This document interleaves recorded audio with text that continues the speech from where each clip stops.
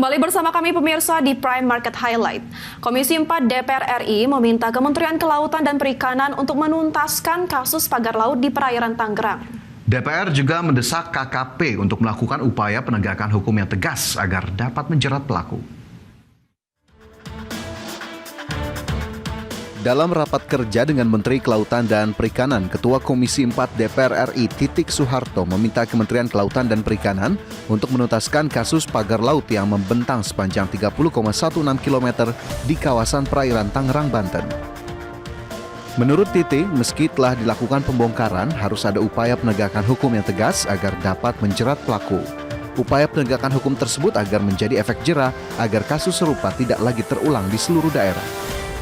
Saya maunya secepat-cepatnya, tadi saya minta juga secepat-cepatnya, tapi dari kementerian karena ini terkait dengan kementerian-kementerian atau lembaga-lembaga lain, jadi kita beri waktulah Pak Menteri, mudah-mudahan secepat-cepatnya bisa terungkap siapa yang ada di balik semua ini.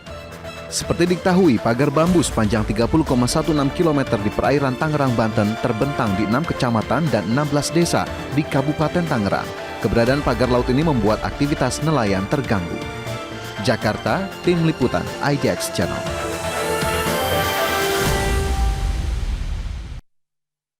Ya, dalam rapat kerja dengan Komisi 4 DPR RI, Menteri Kelautan dan Perikanan Sakti Wahyu Trenggono memastikan meski telah dilakukan pembongkaran, proses investigasi berdirinya pagar laut di perairan Tangerang, Banten tidak akan mandek. Sakti Wahyu Trenggono menegaskan pihaknya akan memperkuat konsolidasi dan koordinasi dengan kementerian lembaga serta pemerintah daerah untuk memastikan pengendalian pemanfaatan ruang laut sesuai dengan aturan perundang-undangan dan dapat dimanfaatkan dengan baik. Jadi segala sesuatu yang tidak memiliki izin, kalau dia memiliki izin lokal seperti HGB dan sebagainya, itu adalah di darat. Begitu dia mulai masuk ke ruang laut, dia harus mengajukan izin KKPR ke pemerintah pusat, dalam hal ini adalah Kementerian Kelautan Perikanan. Apabila itu tidak ada, pasti kemudian akan kita lakukan tindakan penyegelan dan kemudian kita usut sesuai dengan koridor tadi, denda administratif dan lain sebagainya. Kita tidak bisa masuk ke ruang yang lebih jauh. Pembongkaran pagar laut yang berada di perairan Tangerang, Banten kembali dilanjutkan.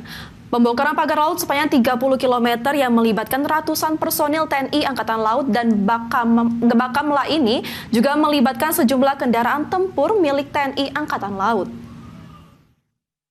Meski demikian, pembongkaran pagar laut hari ini terkendala ombak besar dan angin kencang.